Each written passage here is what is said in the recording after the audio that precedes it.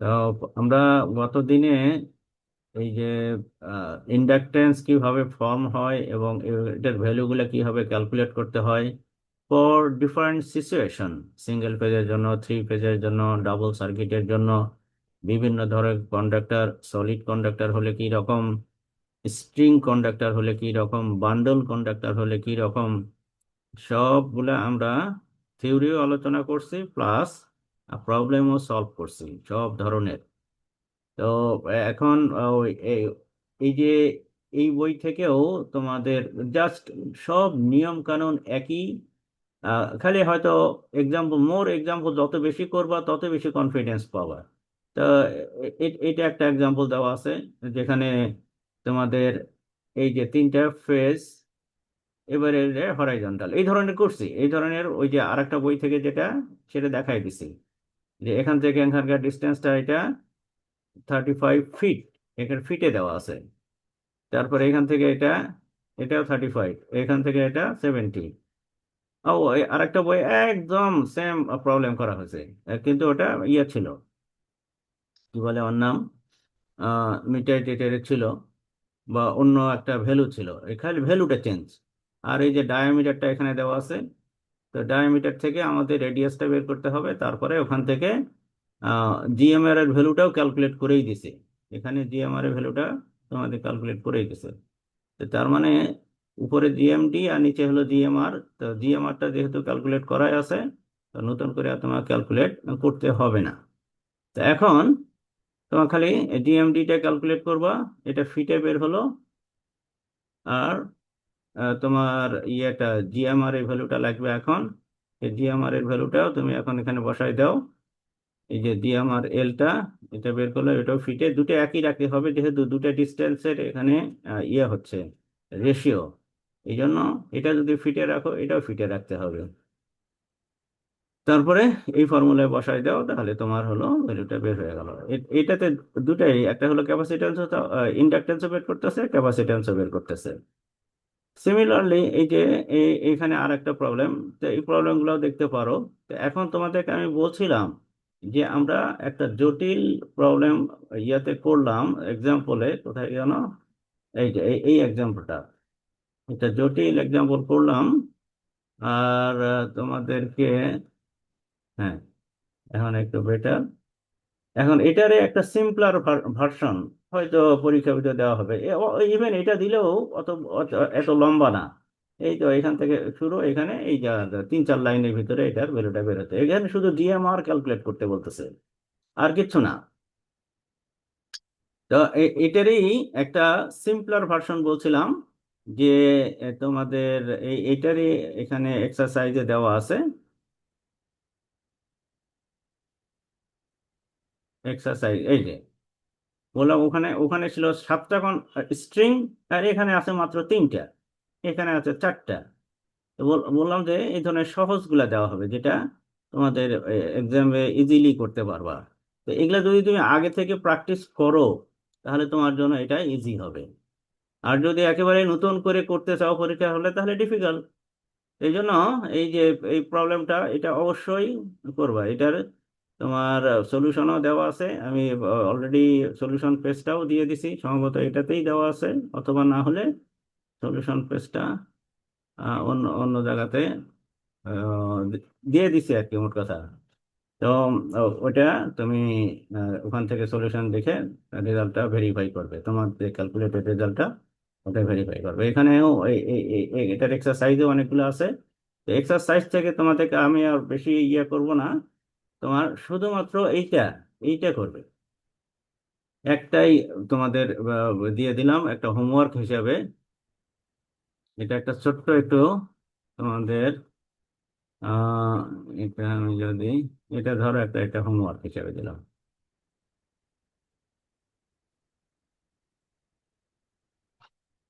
এটা হোমওয়ার্ক হিসাবে, এটা অবশ্যই করবা তোমরা। ঠিক আছে?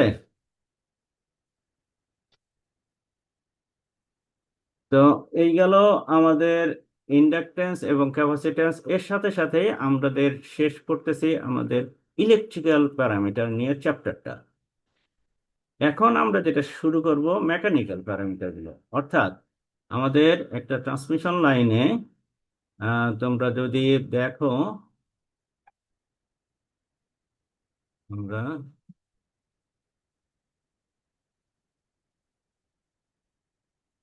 হ্যাঁ, এই যে ধরো এটাই আমাদের ফার্স্ট লেকচার নোটটা ছিল, যে এইরকম একটা ট্রান্সমিশন লাইন, যেখানে তোমাদের উপরে এই কন্ডাক্টর গুলো চলে গেছে, আর এই যে এইটা হলো ইনসুলেটর, এইটা হলো ইনসুলেটর। এখানে আর একটু বড় করে দেখাই, এই যে এটা হলো ইনসুলেটর, এটা হলো ইনসুলেটর, আর এটা হলো ট্রান্সমিশন লাইন ফেজটা। আর যেটাই তোমাদের এই যে ইনসাইড, এখানে এখানে ডাবল সার্কিট ট্রান্সমিশন লাইনটা দেখানো আছে। তা এখন একটা, আমরা এখন যে জিনিসটা আলোচনা করলাম এ যাবৎ পর্যন্ত, সেটা হলো ইলেকট্রিক্যাল প্যারামিটার গুলো নিয়ে, অর্থাৎ রেজিস্ট্যান্স, ইন্ডাকট্যান্স এবং ক্যাপাসিট্যান্স নিয়ে। তো এখন আমরা আর আরো কিছু আলোচনা করব, সেটা হলো যে এই ইনসুলেটর গুলোর, এটার প্রপার্টিস এবং এটার ক্লাসিফিকেশনস এবং এটার ইউটিলাইজেশন, এটারও ইফিসিয়েন্সি কিভাবে বের করে, এটারও কিভাবে ইফিসিয়েন্সি বাড়ানো যায়, সেটা নিয়েও আমরা কথাবার্তা বলবো। আর একটা হলো এই যে আমাদের এই যে কন্ডাক্টরটা, এটার এই যে এখানে যখনই আমরা লাইনটা বসাচ্ছি, তখন তোমার এই কন্ডাক্টরে একটা টেনশন ফিল করে, একটা একটা হাই টেনশনে লাইনটা থাকে। এখন এটার এই জন্য মেকানিক্যাল স্ট্রেংথ কত হতে হবে, অথবা কেমন থাকলে এটা কত ইয়েতে টানা যাবে, লাইনটা কত তোমাদের টেনশনে রাখা যাবে ম্যাক্সিমাম, না তো তো ছেড়ে যাবে। আবার অন্যদিকে তোমার এই লাইনটা টানলে, লম্বা লাইন যখন থাকে, তো তখন দেখবে লং ট্রান্সমিশন লাইনে এই যখন মাঝের দিকে একটু ঝুলে পড়ছে, এই যে ঝুলে পড়ছে, এটাকে স্যাগ বলে। এই এই এই এই স্যাগিংটাও কতখানি হবে, এটা বেশি স্যাগ হলে কি হবে, এটা ডিস্টেন্সটা কমে যাবে, এই যে গ্রাউন্ড থেকে এটা ডিস্টেন্সটা কমে যাবে, অথবা দুই ফেজের ভিতরে ডিস্টেন্সটা কমে যাবে। তখন কি সমস্যাটা হবে, তখন একদিকে আহ, এই যে আমরা এ যাবৎ এই ক্যাপাসিট্যান্স গুলো ক্যালকুলেট করছি ইউনিফর্ম ইয়ে ধরে, ডিস্টেন্স ধরে, তারপরে তোমার ইয়েটাও ইন্ডাকটেন্স ক্যালকুলেট করছে ইউনিফর্ম ধরে। তো যখনই তোমার এই স্যাগিং এর কারণে নন ইউনিফর্ম হয়ে যাবে, তো তখন তোমার আহ, ওই ওই ওই অ্যাজাম্পশনটা থাকবে না।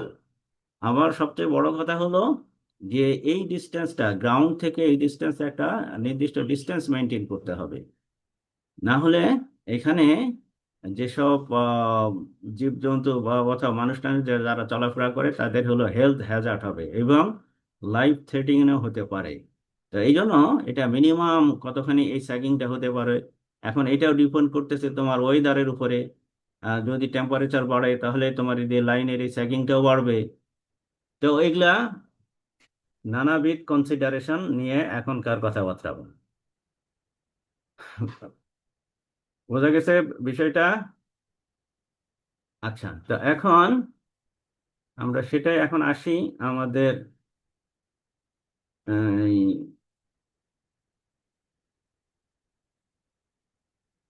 আচ্ছা,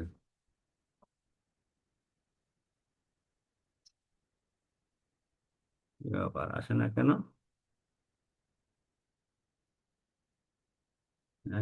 এটা আসে না কেন?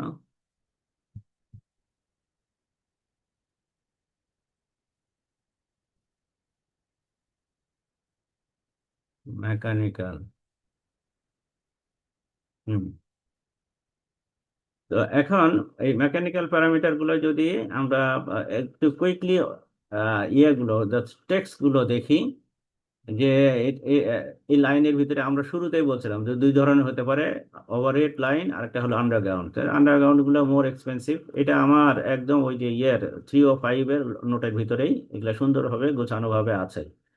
আর তোমার তবুও আন্ডারগ্রাউন্ডটা আমাদের ইউজ করতে হয়, এটা আন্ডারগ্রাউন্ড কেবল সম্বন্ধে আমরা পরে আলোচনা করব, যে ডেন্সলি পপুলেটেড এরিয়াতে তোমার সেফটির জন্য এবং গুড অ্যাপিয়ারেন্সের জন্য আমাদের এই, মানে মোট কথা সিটি এরিয়াগুলোতে আন্ডারগ্রাউন্ডটা আমরা ইউজ করি।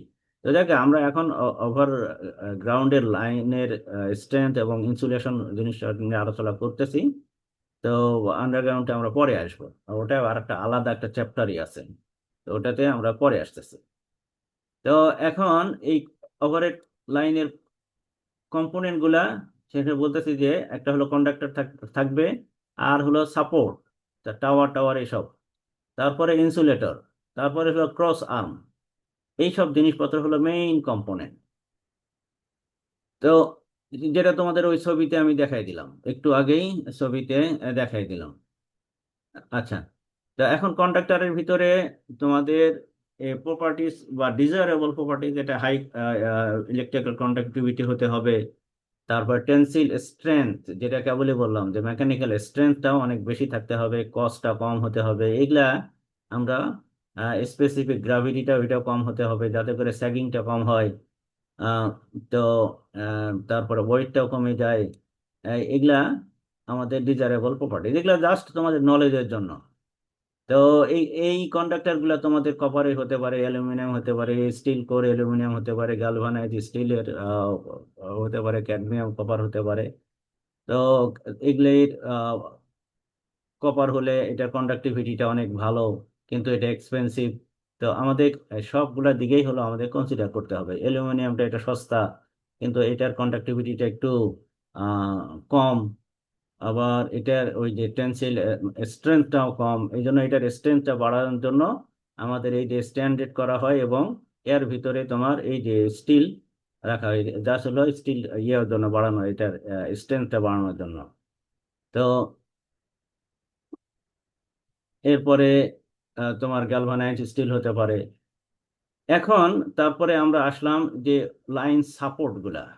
এগুলো মানে কমন সেন্সের জিনিস, এগুলো তোমরা অলরেডি জানো অথবা দেখছোই, যে আমাদের পোল গুলা উডেন পোল হতে পারে, কনক্রিটের পোল হতে পারে। আহ, এই যে এই পোল গুলা আমাদের গ্রাম অঞ্চলে এখনো উডেন পোল আছে, কনক্রিটেরও আছে। আর হাই টেনশন লাইন হলে তখন হলো স্টিলের পোল বানানো হয়।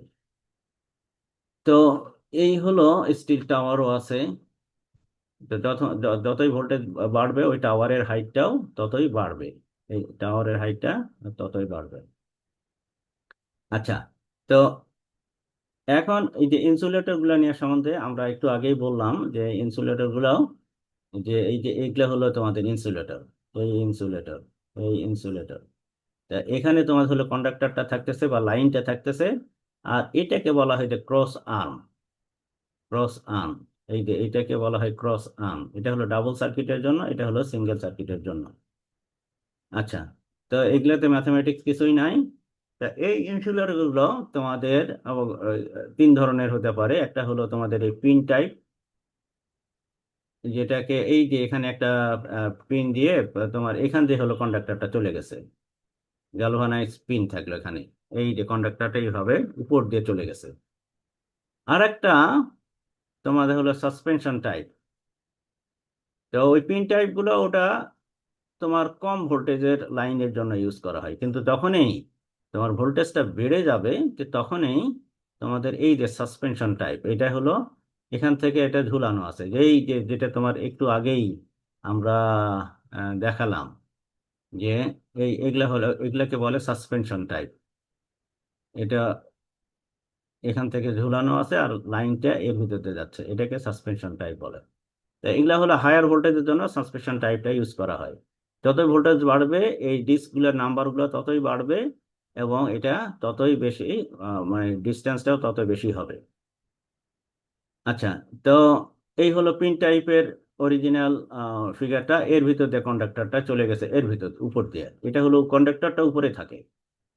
আর একটা তোমাদের দেখবে যে উডেন পোল গুলাতে যে এই ধরনের অ্যারেঞ্জমেন্ট হরাইজন্টালি থাকে। এটা এটা ভার্টিক্যালি কন্ডাক্টর গেছে উপর দিয়ে, এটা হরাইজন্টালি। আর সাসপেনশন টাইপেও এটাও ভার্টিক্যালি, বাট কন্ডাক্টরটা গেছে নিচ দিয়ে, সরি, এটা হলো স্ট্রেন টাইপ, কিন্তু সাসপেনশন টাইপটা আসতেছে। এই যে যে তোমার ডিস্ক, এই যে কন্ডাক্টর গেছে হলো নিচ দিয়ে। এখন আমাদের বেশিরভাগ হাই ভোল্টেজের ক্ষেত্রে আমাদের এই সাসপেনশন টাইপে ইউজ করা হয়। এ যাবৎ কারো কোনো প্রশ্ন আছে? তার কারণ একটু পরেই আমি ম্যাথমেটিক্সে চলে যাব। এতক্ষণ যেটা কথাবার্তা বললাম সেগুলি ছিল সব হলো ভাষা ভাষা জিনিস, যেগুলা তোমরা সচরাচর ইয়েতেই আহ, আশপাশেই হাঁটলেই ট্রান্সমিশন লাইনে এইসব জিনিস দেখতে পাও। সেগুলির কোনটার কি নাম সেটা খুব সংক্ষেপে আলোচনা করা হলো। এখন আমি আসব যে ম্যাথমেটিক্সের দিকে। তো ম্যাথমেটিক্সে যাওয়ার আগে কারো কোনো প্রশ্ন আছে কিনা বলো, বলো বলো বলো। এই তোমরা কি কথা বলতে আমার শুনতে পাচ্ছ? জি স্যার। হ্যাঁ, তো সব চুপচাপ কেন? সব চুপচাপ কেন, কি জন্য বলো তো?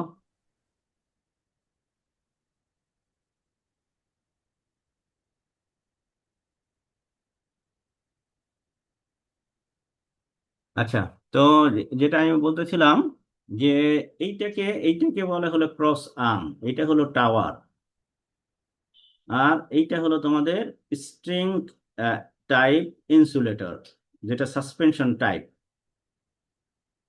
আর এইটাকে এক একটাকে ডিস্ক বলে অথবা স্ট্রিংও বলে। এটা এক একটা ডিস্ক। আর এই যে এখান দিয়ে কন্ডাক্টরটা চলে গেছে।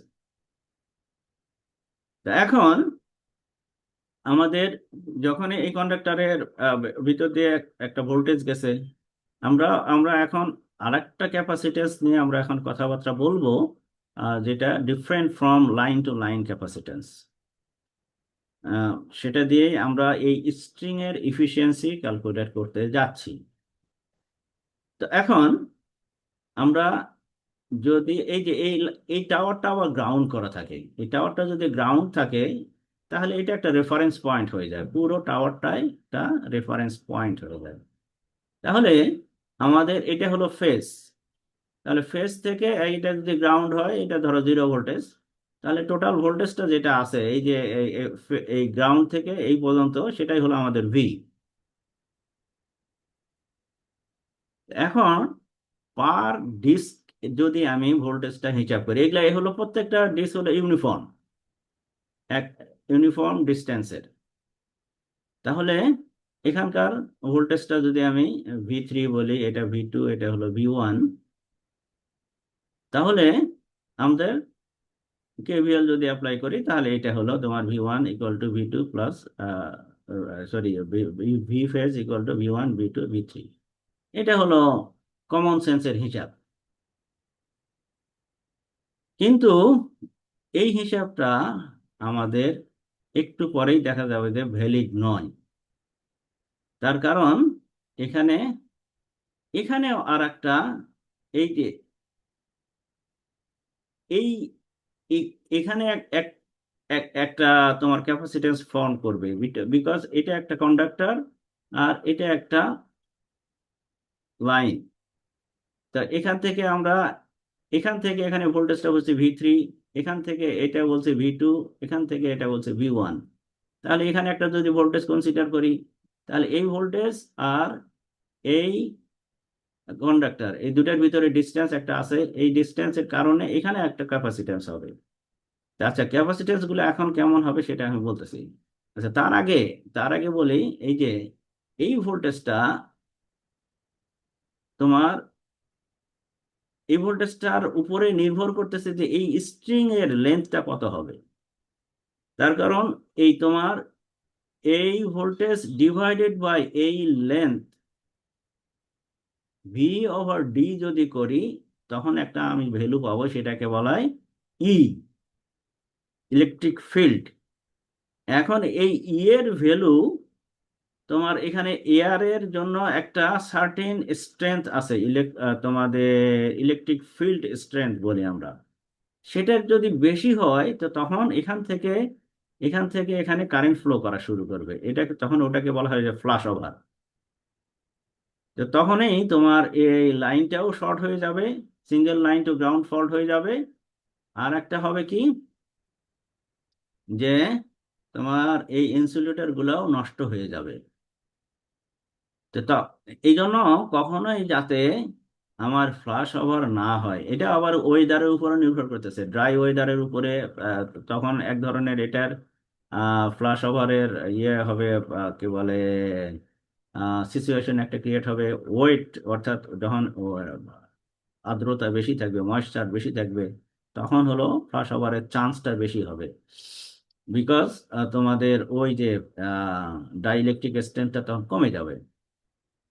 আচ্ছা, তা এখন আমরা যেটা নিয়ে বলতেছি, যে যে আমাদের আসলে এই কন্ডাক্টরের কাছে এই ডিস্টেন্সটা যেহেতু সমান, কিন্তু এখান থেকে মানে কন্ডাক্টরের কাছে যত কাছাকাছি হবে, ততই এই ভোল্টেজটা, মানে তত ভোল্টেজটা বেশি হবে আর কি। তার মানে এই V3 will be larger than V2, আর V2 আবার will be larger then V1। সেটাকে আমরা এইভাবে লিখতেছি, যে V3 is larger than V2, আর V2 এটা এটা বেশি। তো এটা আসলে ইনিশিয়ালি যেটা মনে করছিলাম যে V1 equal to V2 equal to V3, এটা আসলে ওই অ্যাজাম্পশনটা ঠিক নয়।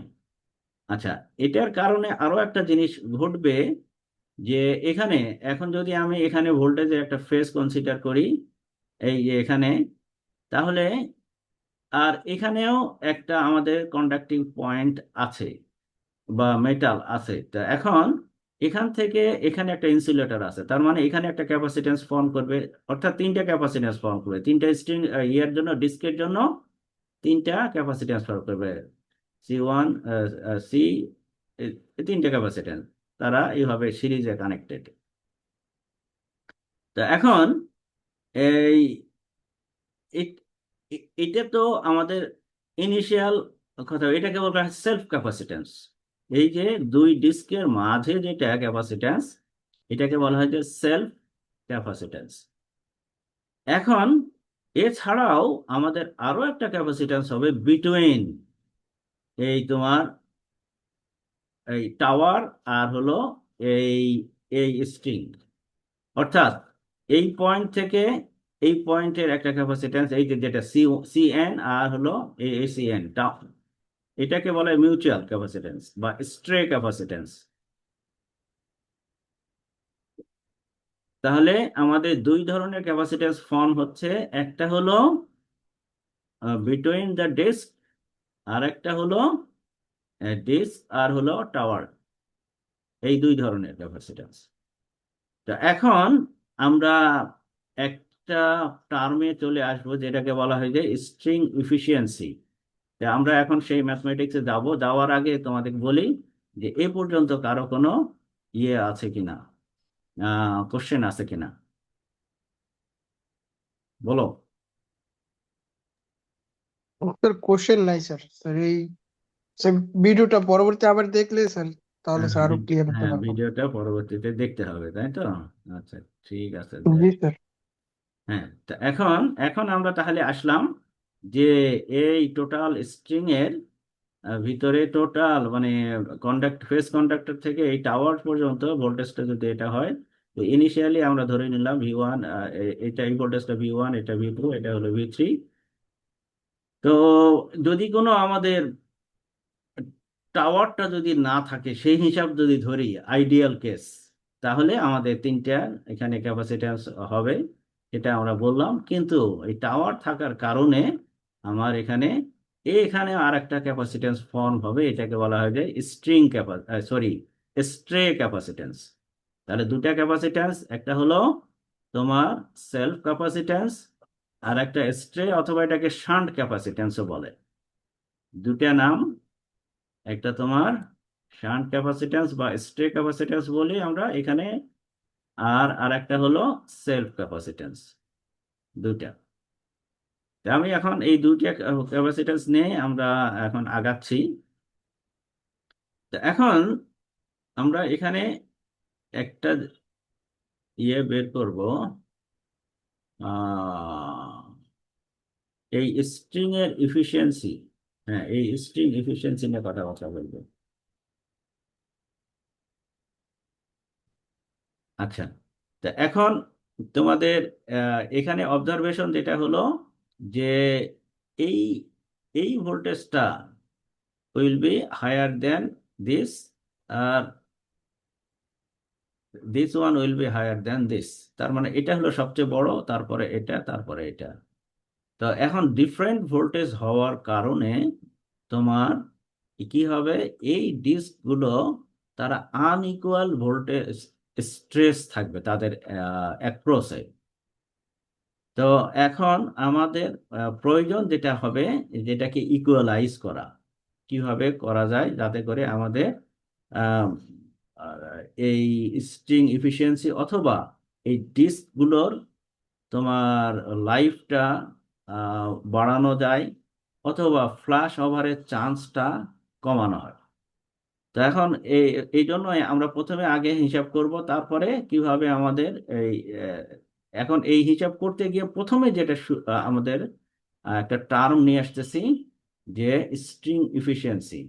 তাহলে একটা বললাম যে আনইকুয়াল তাদের পটেনশিয়াল ডিস্ট্রিবিউশন হবে, ভোল্টেজের ডিস্ট্রিবিউশন, এবং this nearest to the conductor will have much higher potential than the other two. তো এখন এখানে তোমাদের একটা টার্ম নিয়ে আসতেছে আমরা, স্ট্রিং ইফিসিয়েন্সি। সেটা হলো এই যে total voltage divided by the number of disc times voltage across the nearest to the conductor. তো এখন আমাদের যদি তিনটা থাকে তাহলে V1 V2 V3 বললাম, নিয়ারেস্ট টু দ্য কন্ডাক্টর মানে V3। কিন্তু যদি তিনটের বেশি হতো তাহলে নিয়ারেস্ট টু দ্য। তো এখন এটা এই হিসাবটা আমরা আপাতত তিনটে দিয়ে করতেছি, পরে এটা আরো জেনারেলাইজ করা যাবে। আহ, তোমার তিনটার জায়গা চারটা, পাঁচটা, অথবা দুটাও যদি আমি নিয়ে আসি তাও নিয়ে আসতে পারবো। কিন্তু এখন এই হিসাবটা এখন আপাতত তিনটে দিয়ে, এই সেম প্যাটার্নের আমাদের হিসাব ধরে আমাদের অন্যান্য নাম্বার অফ ডিস্কেরও আমরা হিসাব করতে পারবো। তো এখন এখন এই জন্যই একটা আমরা প্যারামিটার এখানে ইন্ট্রোডিউস করতেছি, যেটাকে বলা হয় যে স্ট্রিং ইফিসিয়েন্সি। এখন এই ইফিসিয়েন্সিটা এইভাবে ক্যালকুলেট করা হয় এই ফর্মুলা দিয়ে। তো এখন এই ইফিসিয়েন্সিটা যত বেশি হবে, ততই বোঝা যাবে যে হলো এই যে ভোল্টেজের ডিস্ট্রিবিউশনটা ততই মোর ইউনিফর্ম হবে। আর যতই, যদি এটা 100% হয়, তাহলে তখন আমি বলতে পারবো যে এটা V1 V2 এবং V3 তিনটাই সমান। আর যতই এই স্ট্রিং এফিসিয়েন্সি যতই কম হবে, ততই তোমার এই যে আনইকুয়ালিটিটা ততই বাড়বে। আচ্ছা, এখন আমরা ধরে নিলাম যে এই যে তোমার এই C1 মানে এই এই শান্ট ক্যাপাসিট্যান্স গুলা তিনটারই সমান।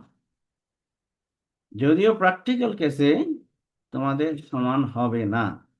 কি কারণে সমান হবে না বলো তো, প্র্যাকটিক্যাল কেসে?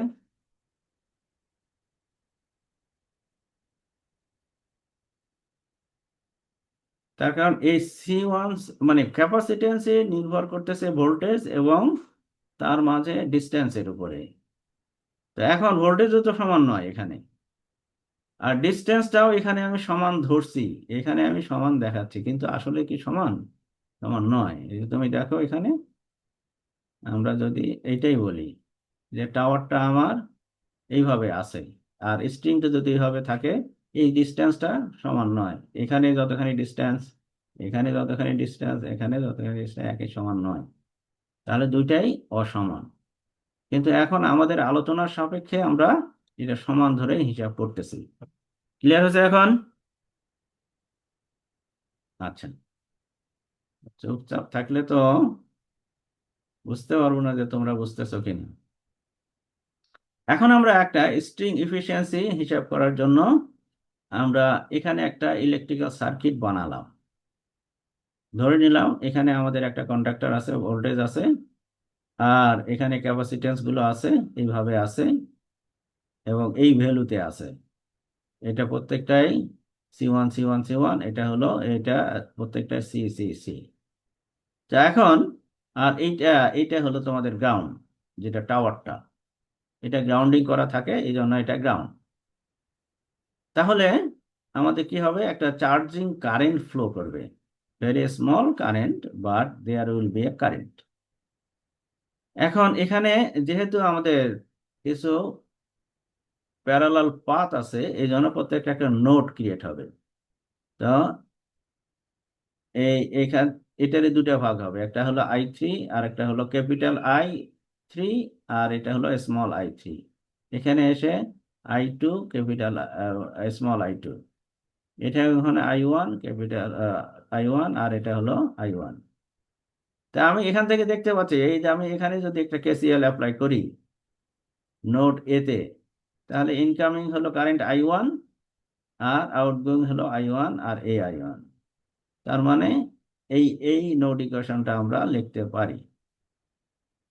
আচ্ছা, আর আরেকটা আমাদের হিসাবের সুবিধার্থে আমরা এখানে একটা ধরে নিলাম যে C1 = K C।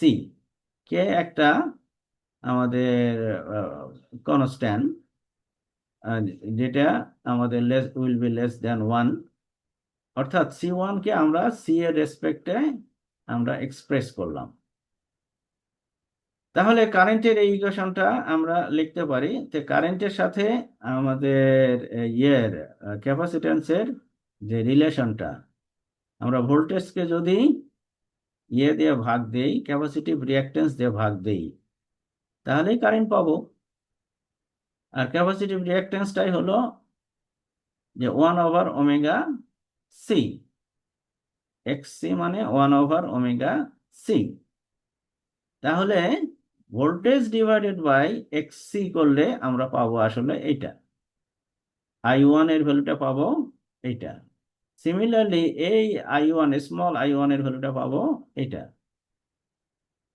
আর I2 এর ভ্যালুটা একইভাবে, আমরা যদি ক্যাপাসিট্যান্স জানি, আমরা যদি ভোল্টেজ জানি, কারেন্ট বের করতে পারবো। আচ্ছা, তার মানে এই ইকুয়েশন থেকে আমরা এটা লিখতে পারি। এখান থেকে ওমেগাটা যদি তুমি আমি তুলে দেই দুই সাইড থেকে, তাহলে উঠাই দিতে পারি কমন নিয়ে। আচ্ছা, এখন এই যে C1 এর ভ্যালুটা হলো KC, এখানে C1 এর জায়গায় KC বসাই দিলাম। তাহলে আমরা একটা ইকুয়েশন পেলাম V1 equal to V2 equal to V1 1 plus K। এটা বুঝতে পারছো এই পর্যন্ত?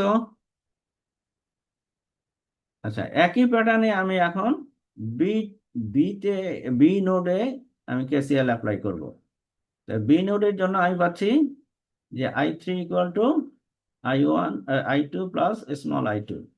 তো একইভাবে আমরা লিখতে পারি, এখানে I3 এর জন্য এটা লিখতে পারি, আর I2 এর জন্য এটা লিখতে পারি, আর এই I2 এর জন্য আমরা এইটা লিখলাম,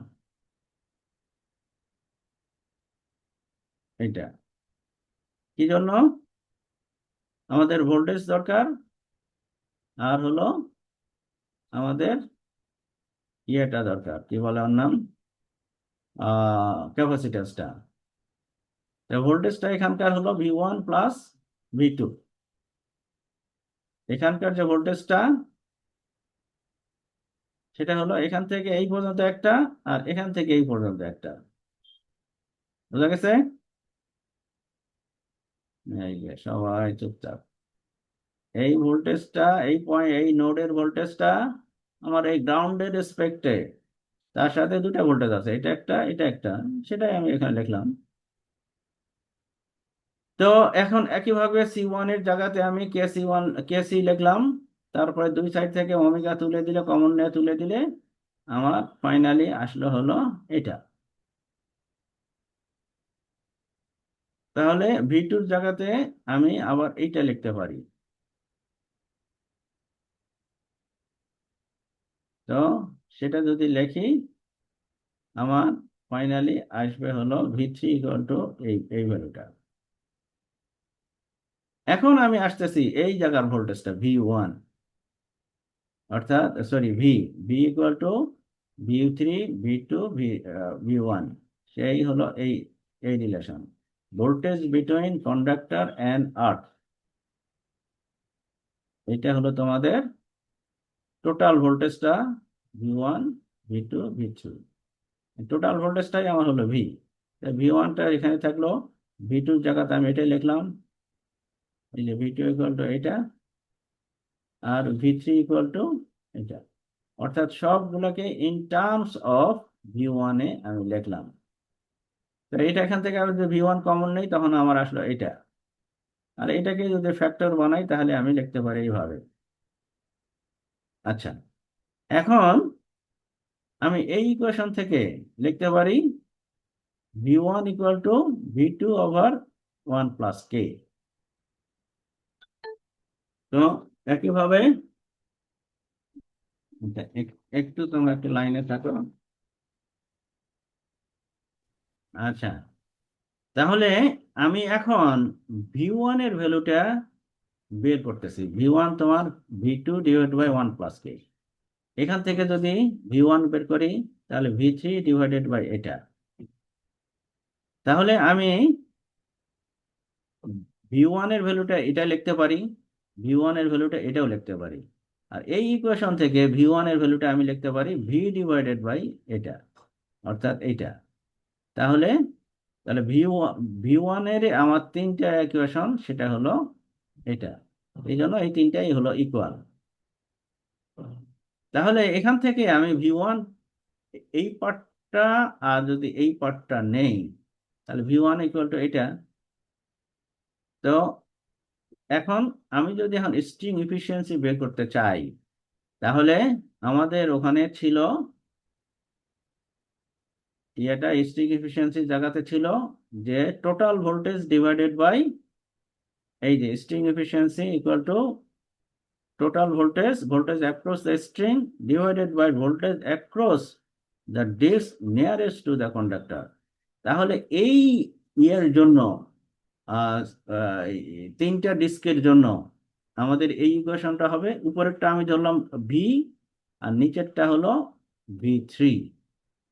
তার মানে আমার ইকুয়েশনটা দাঁড়ালো হলো এটা ভি ভি ডিভাইডেড বাই 3 ভি3। এ পর্যন্ত ক্লিয়ার? আচ্ছা, তো এইটা তোমাদের পরবর্তীতে ক্লিয়ার হবে। তো এখন এখান থেকে আমি ওই কে এর ভ্যালুটা, এই যে ভি3-র ভিতরে আমার কে আছে, তা আমি ইভেন ভি2-র ভিতরেও আমাদের কে আছে, ভি1 এর ভিতরেও আহ, আমাদের এই যে কে আছে। তো এই এই ভ্যালুগুলো যদি আমি এখন এখানে বসাই দিয়ে ওই স্ট্রিং এফিসিয়েন্সি বের করি, তাহলে সেখানে আমি দেখতে পাবো কি ইন টার্মস অফ কে একটা আমি রিলেশন পাবো। এখন এই কে এর ভ্যালুর উপরেই তোমার নির্ভর করতেছে যে স্ট্রিং এফিসিয়েন্সিটা। এখন এই জন্যই এখানে বলেছে যে greater the value of the K, more non uniform is the potential across the disc and lesser the string efficiency. তো এখন তোমার ওখান থেকে আমরা স্ট্রিং এফিসিয়েন্সি বের করার কিছু প্রবলেমও এরপরে করব। আর এরপরে আমরা মেথড কিভাবে আমাদের এই স্ট্রিং এফিসিয়েন্সিটা ইমপ্রুভ করা যায় সেটা নিয়ে আমরা এরপরে কথাবার্তা বলবো। তো এই পর্যন্ত কারো কোনো প্রশ্ন আছে কিনা বলো।